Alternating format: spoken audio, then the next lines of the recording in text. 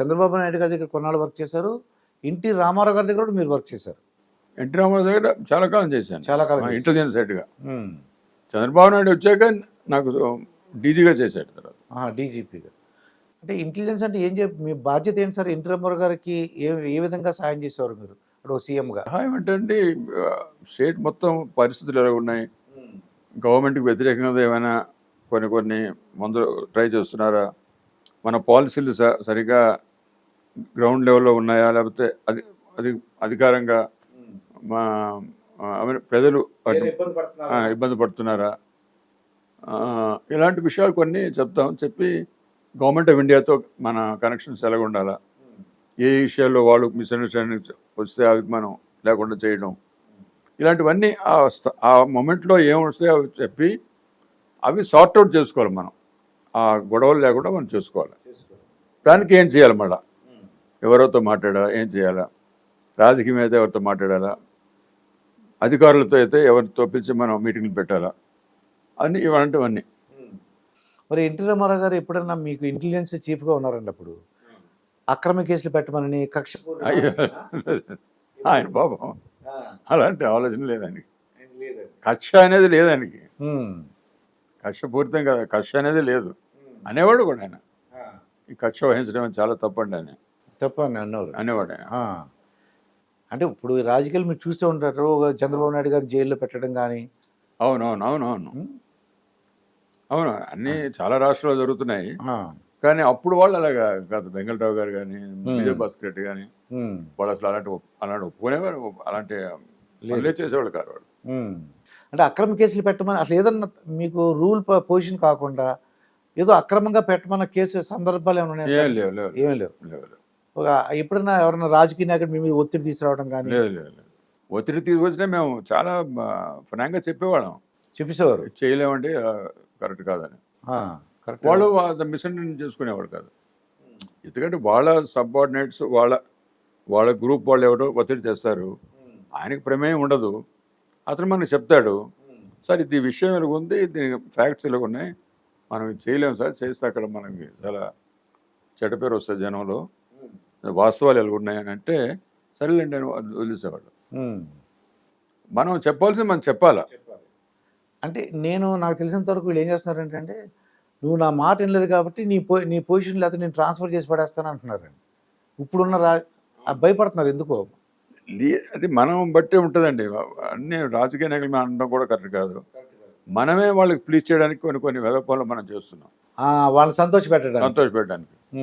ఎందుకు మన తెలంగాణ సీఎం రేవంత్ రెడ్డి ఓపెన్గా అన్నాడు, ఒక తప్పు చేయమంటే 4 తప్పులు చేసేదాం సార్ ఒకేసారి అంటున్నారు. ఇప్పుడు ఒక తప్పు చేస్తే సార్ అలాగే చెప్పారు కదా, 4 తప్పులు చేశారు ఇలా మాకు చెప్తున్నారు. ఇప్పుడు వీళ్ళు ఏసీ గదులు కదలటం లేదు, జనంలోకి వెళ్ళటం లేదు ఆఫీసర్స్ ఇవాళ అని ఆయన 2-3 సార్లు అన్నాడు పాపం, చెప్పారు. అవునండి. సో మనం చేసి కరెక్ట్గా దానిపైన ఆయన ఏదైనా చెప్తే, ఏ రాజకీయ నాయకుడు కానీ ఎవరైనా, ఈ వాస్తవాలు ఎలాగున్నాయి సార్, ఇది ఉంది, ఇది మనం చేయడం అవ్వదు, ఇప్పుడు లాకి వ్యతిరేకం, ఎవడో మళ్ళీ కోర్టుకు వెళ్ళా మళ్ళీ మీకు చెడిపోయారు అని మనం నచ్చ చెప్పడంలో తప్పేం లేదు. చెప్తారు. మనం ఒక స్టాండ్ తీసుకోవాలి. సీనియర్ ఆఫీసర్ అన్నవాడు స్టాండ్ తీసుకోండి, సరే సార్ ఇంకేముంది చేసేద్దాం అని నేను నా ఇన్స్పెక్టర్ చెప్తే వాడు ఏదో కింద మీద ఎప్పుడు చేస్తాడు. బట్ అది ఆయనకి చెడ్డ పేరు, మాకు చెడ్డ పేరు, అందరికీ చెడ్డ పేరు, జనంలో వాల్యూ తగ్గిపోతుంది. మీరు విన్నారా లేదు మరి, ఆంధ్రప్రదేశ్లో పిఎస్ఆర్ ఆంజనేయులు కానీ, విశాల్ గున్ని గారని, కాంతిరాణ టాటా, వీళ్ళందరూ కూడా పిఎస్ఆర్ ఆంజనేయులు గారు అయితే జైలుకి వెళ్ళారండి. ధనంజయ రెడ్డి గారు ఆఫీసర్లు అండి, మీరు పేరు విన్నారు లేదు. అలాగే కృష్ణమోహన్ రెడ్డి గారు. అది ఇప్పుడు అంటే ఈ పేపర్స్లో చదవడం నాకు పెద్దగా తెలియదు. వీళ్ళు బాధేస్తుంది. ఏంటి మన ఎందుకంటే ఆఫీసర్స్కి మంచి పేరుతో మంచి కీర్తితో బయటపడాలా, మరి వాళ్ళే తప్పులు చేసి జైలుకి వెళ్తుంటే మాలాంటి వాళ్ళకి చాలా బాధ కదండి. అలాంటి స్థితి ఎందుకు వచ్చిందని నేను ఎల్వి సుబ్రహ్మణ్య గారు చీఫ్ సెక్రటరీగా, ఆయన మాజీ చీఫ్ సెక్రటరీ, ఆయన ఇంటర్వ్యూ చేశాను అనమాట. సరే జగన్మోహన్ రెడ్డి గారు చెప్పినట్టు చేసేయచ్చు కదా అని అడిగానండి. లేదండి, రిటైర్డ్ అయిన తర్వాత నా ఫ్రెండ్స్, మా కుటుంబ సభ్యులు అందరితో మాట్లాడాలి కదా, నువ్వు ఎంత చెడ్డ నాతో మాట్లాడటం మానేస్తారు, నాకు చెడ్డ పేరండి, అందుకే నేను చేయనని చెప్పేసానని చెప్పారండి. అప్పుడు ఆయన్ని ఏదో ఒక పక్క దానికి అంటే దానికి పేరు ప్రఖ్యాతి లేని పోస్ట్ పక్కన పెట్టారు. అవును ఈసారి ఒక ఆఫీస్లో ఏదో బాపట్లలో సేమ్ ర్యాంక్ ఉంటుంది కానీ ఎవరు ఉండరు. కానీ ఈ పిఎస్ఆర్ ఆంజనేయులు గారు చూస్తుంటే చాలా బాధ అనిపించింది సార్. అయితే ఆయన జైలు కూడా వెళ్ళాడు సార్. డీజీపీ ఎవరైనా ఒక ఐపీఎస్ ఆఫీసర్ ఒక ఒక తప్పు చేసి ఇంకొక ఆఫీసర్ అతను అరెస్ట్ చేస్తే అంటే నాలాంటి వాళ్ళకి బాధగా ఉంటుంది కదా. ఎందుకంటే మంచి పేరు తెచ్చుకొని మంచి పనులు చేయాలి, కానీ మనమే తప్పు చేసి జైలుకి వెళ్తే మనకి ఇంకా నాయకత్వం ఏముంటుంది మనకి. అంటే జగన్మోహన్ రెడ్డి గారు చిన్న మీటింగ్ పెట్టారు, ప్రెస్ మీట్లో మాట్లాడితే ఏమన్నారంటే అండి ఆయన పిహెచ్ఆర్ ఆంజనేయులు గారి పిల్లల వివాహం జరుగుతుంది, ఇటువంటి పొజిషన్లో అరెస్ట్ చేశారు అని బాధపడ్డాడండి జగన్మోహన్ రెడ్డి గారు.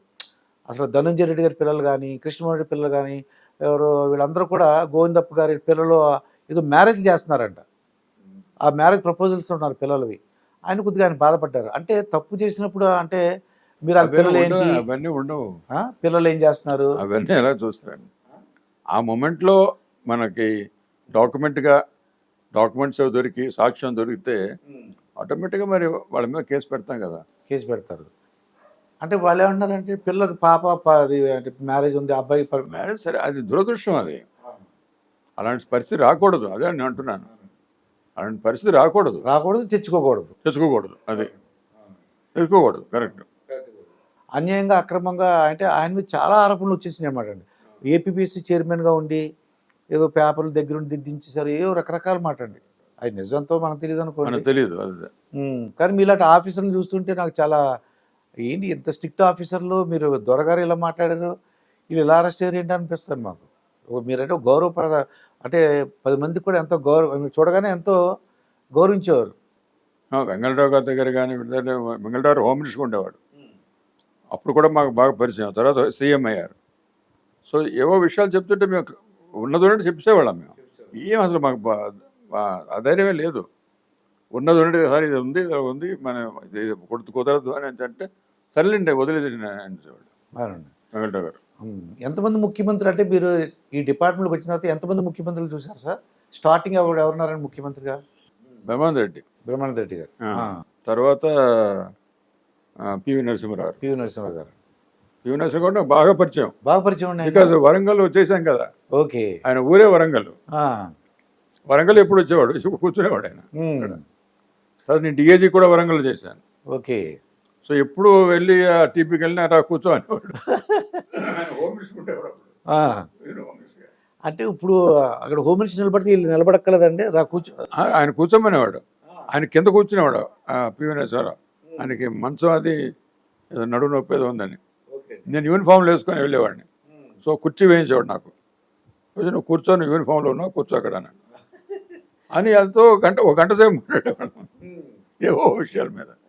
పివి నరసింహరావు గారు, తర్వాత జలగ వెంగళరావు గారు. ఆయన స్టైల్ ఎలా ఉంది సార్ ముఖ్యమంత్రిగా? జలగ వెంగళరావు గారు ఎలా ఉంది సార్? చాలా గొప్ప ముఖ్యమంత్రి. వెంగళరావు చాలా అంటే ఆయనకి క్లియర్ పిక్చర్ ఉందండి.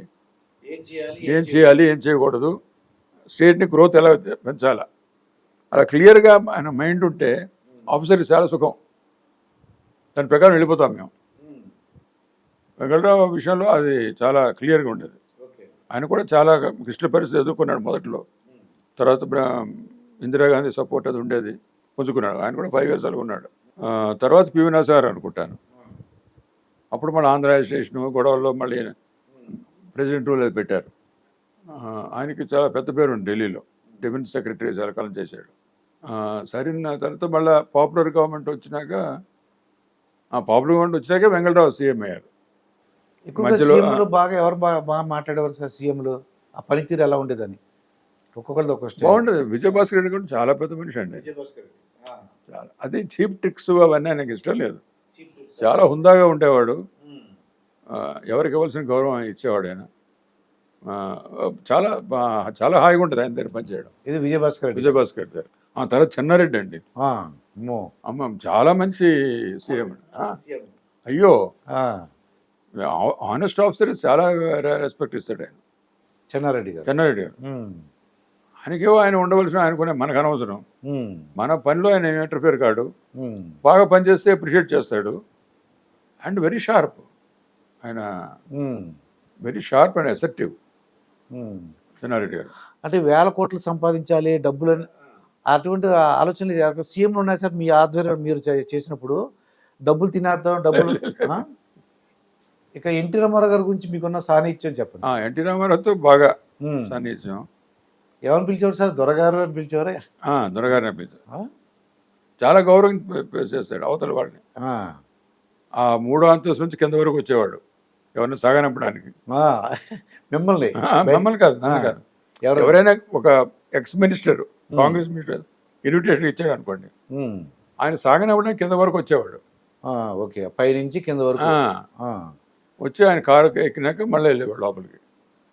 ఆయన ఏదో ఎక్స్ మినిస్టర్ ఏదో ఎక్కడో ఈయనకి తెలిసి ఉండొచ్చు అది ఉండొచ్చు, బట్ ఈయన సీఎం కదా ఇప్పుడు. అవునండి. అయినా సరే అంత మర్యాద చేసేవాడు. వాళ్ళు అనేవాళ్ళు వాళ్ళు మా ఓన్ సీఎం అయితే ఇలా రావడని. చాలా గౌరవంగా ట్రీట్ చేశాడు. ఆఫీసర్స్ కూడా చికాకు పడ్డం అదేమీ లేదు. బయట ఏదో పుకారు పడుతుంది మాట్లాడతారు కానీ అదేం లేదు. కరెక్ట్ కాదు. కరెక్ట్ కాదండి. ఇప్పుడు గారు అని పిలుస్తాడు ఇప్పుడు దొరగారు. నేను ఆయన కొడుకు వయసులో ఉంటాను నాకు. ఆ టైంలో కొడుకు కంటే ఇంకా చిన్నవాడిని ఉంటాను నేను. బట్ ఇప్పుడు దొరగారే, దొర అనే ఇప్పుడు ఇప్పుడు రోసయ్య గారు వీళ్ళు దొర అని అంటారు, తప్పేం లేదు. అవును. పరిచయంతో బెంగళూరు కూడా దొర అని పిలిచేవాడు, కానీ ఆయన దొరగారు. ఎన్టీ రామారావు గారు దొరగారు అని పిలిచారు అంతే. ఫిలిం ఫీల్డ్ కూడా అలాగే ఉండేవాడు. తెల్లవాళ్ళు లేచిపోయి రెడీ అయిపోయేవాడు. ఆఫీసర్స్ మీటింగ్ అంటే 5 గంటలు పెట్టేవాడు. 5 గంటలకు మీటింగ్. అది మీరు తిట్టుకునేవారు సార్ తెల్లవారింటికి వెళ్ళడం చాలా కష్టంగా ఉంటుంది, కానీ మంచి బ్రేక్ఫాస్ట్ పెట్టేవాడు. మళ్ళీ బ్రేక్ 5 గంటలకి మళ్ళీ 8 o'clock కల్లా మళ్ళీ బయటపడేవాళ్ళం. బయటపడేవాడు ఇంటికి వచ్చి స్నానం వచ్చేసి మళ్ళీ ఆఫీస్కి వెళ్ళేవాళ్ళం. ఓకే. ముందు లేచి బ్రష్ చేసుకుని వెళ్ళిపోవడమే. ఓకే అండి. బికాజ్ ఆయన ఫిలిం ఫీల్డ్ నుంచి వచ్చాడు కదా, అదే అలవాట్లు ఇక్కడ కూడా కంటిన్యూ అయినాయి. అది మార్నింగ్స్ లేవడం. ఆఫీసులో ఎందుకు ఇబ్బంది పెట్టాలి అని అనుకోలేదు ఆయన. అంటే మార్నింగ్ అయినా నైట్ అయినా ఉండాల్సిందే, సీఎం కానీ పిఎం కానీ. మార్నింగ్ కాకపోతే నైట్ పెడతాడు ఇబ్బంది. అవునండి. ఇందిరాగాంధీ దగ్గర 11 వరకు ఆవిడ ఆఫీస్ వర్క్ చేసేది. సో ఆఫీసర్స్ ఉంటారు కదా. అవునండి. సో అది తప్పదు, ఎందుకంటే వాళ్ళ వర్క్ లోడ్ అలా ఉంటుంది. బట్ ఈయన మార్నింగ్ పెట్టుకునేవాడు. అవునండి. ఆయన 3:30 లేచిపోయాడు, అంతా తయారైపోయాడు. ఎన్టీ రామారావు గారు అంటే ఆహారపు అలవాట్లు ఎప్పుడైనా చూసారండి? ఆయన ఏం తింటారని? పెద్దగానే చూడలేదు. బ్రేక్ఫాస్ట్ తిన్నప్పుడు మీతో పాటు కూర్చునేవారా, లేకపోతే ఆయన వేరు మీ వేరు అంటారు? మేము వెళ్ళేటప్పటికి అయిపోయేవన్నీ, అన్నీ అయిపోవడం. అప్పుడే తినేసేవాడు. అంటే ఆయన జనరల్గా భోజనం శుభ్రం చేస్తాడు, అలవాటు ఆయనకి ఇంట్లో చేయడం. ఫిలిం ఫీల్డ్ నుంచి కూడా అదే అలవాటు, అదే ఇక్కడ కూడా చేసేవాడు. కొత్తేం కాదు, ఇల్లు అయిందే, ఫర్నిచర్ అయిందే, గవర్నమెంట్ ఏమీ తీసుకోలేదు. గవర్నమెంట్ రూపాయి తీసుకునేవాడు గవర్నమెంట్ నుంచి, రూపాయి శాలరీ. కార్లు ఆయనవే, గవర్నమెంట్ ఏవి కాదు. చాలా ఆనెస్ట్గా ఉన్నాడు కదా మరి ఆయన. కానీ ఇప్పుడు రూపాయి అంటారు కానండి, కొన్ని లక్షల కోట్లు తినేశారనేసి ఆరోపణలు అండి దేశం మొత్తం. కొద్ది సీఎంలు మధుకోడా గారు కానీ, కేజ్రీవాల్ సీఎంలుగా ఉండగా కేజ్రీవాల్ కానీ, అవునవును, మధుకోడా గారు కానీ, బీహార్ లాలూ ప్రసాద్ యాదవ్, ఎంతో మంది అండి, ఎంతోమంది ఇప్పుడు సీఎంలు కేసులు కూడా అనుభవిస్తున్నారు కదా వాళ్ళు. అవునండి. ఈయన అసలు ఏమీ లేదు, ఈయన ఆస్తులన్నీ ఆయన సినిమా రంగంలో ఉన్నప్పుడు సంపాదించినవే. ఇళ్ళు కానీ, వాకిళ్ళు కానీ, లేకపోతే తోటలు కానీ. ఇప్పుడు గండిపేట కుటీరం కట్టాడు, ల్యాండ్ కొన్నాడు, కుటీరం కట్టాడు, ఆయన ఓన్ డబ్బు అది, ఓన్ మనీ, పార్టీ ఫండ్ కూడా కాదు. ఎన్టీ రామారావు గారు చిరాకు పడిన సందర్భాలు ఏమున్నాయండి? కోపం తెచ్చుకోవడం కానీ, ఆవేశపడడం, ఏదో 1-2 ఉంటాయి. పెద్ద కనబడిచ్చేవాడు కదండి. అంటే ఎవరి మీద చికాగా తిట్టడం అది చేసేవాడు కాదు, ఫైర్ విసిరేయడం అలా లేదు. నెవర్ ఐఎమ్ సారీ బ్రదర్, నువ్వు ఇలా చేస్తావు అనుకోలేదు, ఏదో అంటాడు అంతే. ఐఎమ్ సారీ బ్రదర్, ఇలా చేస్తావు అనుకోలేదు అంటే చాలా బాధపడ్డాడు అనమాట ఆయన. మాకు అర్థం. జయప్రకాష్ నారాయణ గారితో ఇంటర్వ్యూ చేసినప్పుడు ఆయన ఏం చెప్పారంటే, ఫ్లోర్ బాగాలేదంట, దుమ్ములు వేసిపోతుందంటండి. రిపేర్ అది జయప్రకాష్ నారాయణ గారు ఏం చెప్పారంటే, కొత్త ఫ్లోర్ వేద్దామని అన్నారట. ఎందుకు రిపేర్ చేస్తే సరిపోద్ది కదా అన్నారట ఆయన. ఎన్టీ రామారావు డబ్బులు వస్తే అంత అంటే గవర్నమెంట్. అవును. అంటే అంత సొంత దీంట్లో కూడా ఆయన చాలా జాగ్రత్తగా ఉండేవాడండి. ఇప్పుడు ఇంటికి ఎక్కడగా హ్యాబిట్స్ ఇల్లవన్నీ చూస్తే అన్ని కడప స్లాబే ఉండేది. Tandur slab, okay. ఈ ఏంటది ఈ మార్బుల్కి ఏమి లేవు. అయ్యేం లేవు. అవునండి. ఇక్కడ ఆఖరికి ఇల్లు ఇల్లు కట్టాడు కదా ఇక్కడ, అక్కడ ఫిల్మ్ నగర్లో అండి. ఈ రోడ్ నెంబర్ 12లో ఓకే అండి. అక్కడ ఆయన చనిపోయాడు. ఉమ్. అది కట్టేటప్పుడు కూడా కొందరు అన్నారంట ఇవాళ మామూలు మార్పులు వేస్తున్నారు సార్ వేద్దామని. ఉమ్. నాకు అంత డబ్బు లేదయ్యా, ఉమ్. మామూలుగా తాండూరు అయినా వెయ్యి, లేకపోతే కడప స్లాబే, నాకు అవన్నీ వద్దు అనేవాడు. ఉమ్. అంటే బేసిక్గా సింపుల్గా ఉండేవాడు. అవునండి. అందుకే గవర్నమెంట్ విషయాల్లో కూడా అలాగే ఉండేవాడు ఆయన. ఉమ్. ఎక్కువ ఖర్చు వద్దు, అవునండి. అన్నీ నేను నా విషయంలో ఏది కాదు నేను అన్ని పెట్టుకుంటాను. ఉమ్. ఫ్లైట్లో వెళ్ళేటప్పుడు అండి ఆ. ఆయన ఆర్డినరీ క్లాస్లో ఉండేవాడు. ఆర్డినరీ క్లాసులో మామూలుగా ఇప్పుడైతే స్పెషల్ ఫ్లైట్లు అట్టండి ఇప్పుడైతే. ఇప్పుడు అన్ని స్పెషల్ ఎయిర్క్రాఫ్ట్లు వెళ్తారు వీళ్ళు. ఆ. మామూలుగా ఇప్పుడు ఇక్కడ నుంచి ఢిల్లీ వెళ్ళాలనుకోండి, అప్పుడు ఎయిర్ బస్ అని ఉండేది. ఉమ్. అందులో ఎగ్జిక్యూటివ్ క్లాస్ అని ఒకటి ఉంటుంది. అవునండి. ఎంపీలు, మినిస్టర్లు, సీఎం వాళ్ళు అందరూ అందులో వెళ్తారు, డబ్బున్న వాళ్ళు. మిగతా వాళ్ళు మామూలు సెకండ్ క్లాస్ అన్నట్టు. ఉమ్. ఈయన ఎప్పుడు సెకండ్ క్లాస్లో ఫస్ట్ ఫ్లోర్లో కూర్చునేవాడు. ఉమ్. అది అంటే సామాన్య ప్రజలతో పాటు. దాంతో ఎంపీలు వాళ్ళందరూ వెళ్ళారు కదా ఢిల్లీ, ఆ. వాళ్ళందరికీ ఆ ఎగ్జిక్యూటివ్ క్లాస్లో రిజర్వేషన్స్ ఉంటాయి. అవును. కానీ అప్పుడు కూర్చునేవాడు కదా, వాళ్ళందరికీ ఆఖరికి వెళ్ళిపోయి ఎక్కడో ఖాళీగా ఉండే సీట్లు అక్కడ కూర్చునేవాడు. ఉమ్. ఎందుకంటే ఈయన ఇక్కడే ఉన్నాడు, ఈయన అది ఆయన పేరు పెట్టుకొని ఎంపీలు అయ్యారు కదా వీళ్ళంతా. ఉమ్. ఆయన అక్కడ కూర్చుని మన ఎలాగా ఎగ్జిక్యూటివ్ క్లాస్లో కూర్చుంటాం అని వాళ్ళు వెళ్ళిపోయాడు, వెనక్కి వెళ్ళిపోయాడు. ఉమ్. నాకు ఎవరో చెప్పారండి బిజినెస్ క్లాస్లో ఖాళీగా ఉంది వచ్చి కూర్చోమని అన్నారట. లేదు నేను ఐ పేడ్ ఫర్ దిస్, నేను ఎక్కడే కూర్చుంటాను అన్న. లేదంటే ఖాళీగా ఉందని ఆ ఎయిర్ హోస్టెస్ గారు పిలిచారటండి. ఖాళీ కదా, ఆయనకు ఎంటైటిల్మెంట్ కూడా ఉంది కదా. అవునండి. ఎంటైటిల్మెంట్ ఉంది కదా, ఆయనకు అవకాశం ఉంది. గవర్నమెంట్ అవునండి. నీకు ఇస్తున్నారు కదా. ఉమ్. బట్ ఆయన ఈ అందులో ఫస్ట్ రోలో ఉండేవాడు. అవునండి. సో ఈ ఎమ్మెల్యే మినిస్టర్ ఆయనతో ఢిల్లీ వెళ్ళేవాడు ఉన్నారు కదా, అవునండి. వాళ్ళందరూ కంగారు పడిపోయి వెనకాల ఎక్కడో ఖాళీ సీట్లు ఉంటే అక్కడికి వెళ్ళి కూర్చునేవాడు. కూర్చున్నాను. మరి ఎప్పుడైనా సలహాలు ఇచ్చేస్తే సలహా ఇస్తే తీసుకుంటారండి, ఇలాగ చేస్తే మంచిది ఇలా చాలా చాలా నువ్వెవరు చెప్పడానికి? చాలా చాలా అలా లేనే లేదు, అలాంటి యాటిట్యూడే లేదానికి. ఎవరైనా చెప్తే వింటారు. వింటాడు. ఎవరు చిన్న మనిషి చెప్పినా వింటాడు. మీరు ఇప్పుడు ఈ జగన్మోహన్ రెడ్డి గారి అడ్మినిస్ట్రేషన్ అది విన్నారా సార్? ఎప్పుడైనా చూసారా? అనుభవం లేదు, చాలా చిన్నవాడు కదా. అవునండి. అంటే ఇప్పుడు ఆయన సీఎం అయిన తర్వాత విశేషాలు తెలుసుకున్నారా అన్న? ఆయన సీఎం అయిన తర్వాత ఎవరో చెప్పడం వల్ల కానీ అంటే ఆయన ఆధ్వర్యంలో చంద్రబాబు నాయుడు గారిని జైలుకి పంపించారు ఆయన, ఏదో కేసులు పెట్టి. అవునవును. అప్పుడు ఏమనిపించింది సార్ అది? మీరు అంటే మీకు తెలుసు కదా ఆయన అంటే ఇవన్నీ కొంచెం వెంటిక్టూనేస్తూనే చేస్తారు కదా. అదే అంటే ప్రతీకార చర్యలాగా, కక్షపూర్తి చర్య. అంటే ఏంటి మీరు ఆయన దగ్గర ఒక డీజీగా ఉన్నారు, మరి ఆయన డీజీ చేసిన వ్యక్తి చంద్రబాబు నాయుడు గారు మాజీ సీఎం, ఆయన జైలు కూర్చున్నారు. అప్పుడు మీకు ఎలా అనిపిస్తుంది అండి? దాని నుంచి బయట రావాలి, రాజకీయంగా మీరు దెబ్బలాడాలి. అది రాజకీయంగా ఈ ప్రభుత్వ యంత్రాంగాన్ని దాని గురించి కక్ష సాధింపు గురించి వాడకూడదండి. వాడితే మళ్ళీ వాళ్ళు పోటీకి వస్తే వాళ్ళు వాడతారు, మళ్ళీ మీరు వస్తే మీరు వాడతారు. ఇది ప్రజలకి చాలా ఇబ్బందిగా ఉంటుంది, అసౌకర్యంగా ఉంటుందండి. ప్రజలకి కూడా చూడడానికి బాగుంటుంది, డెమోక్రసీ కదా. అవునండి. అలా అది అందుకే అలాంటి విషయాల్లో విజయభాస్కర్ రెడ్డి కూడా చాలా ఇది మనకు ఆదర్శం. అవునండి. విజయభాస్కర్ రెడ్డి విషయంలో ఏదో క్రికెట్ టోర్నమెంట్ చేస్తే టికెట్ కొనుక్కుంటారటండి. కొనుక్కుంటాడు ఆయన. సీఎం గారు అయితే మామూలుగా వెళ్ళిపోవచ్చు. స్పోర్ట్స్ చాలా ఇంట్రెస్ట్ ఆయనకి. ఇక చంద్రబాబు నాయుడు గారి గురించి చెప్పండి సార్, మీరు మీ మాటలు. మీరు ఆయన చంద్రబాబు నాయుడు చాలా క్లియర్ హెడెడ్ మనిషి అండి. ఆయన మంచి రాజకీయ నాయకుడు, దిశానిర్దేశం చేస్తాడు.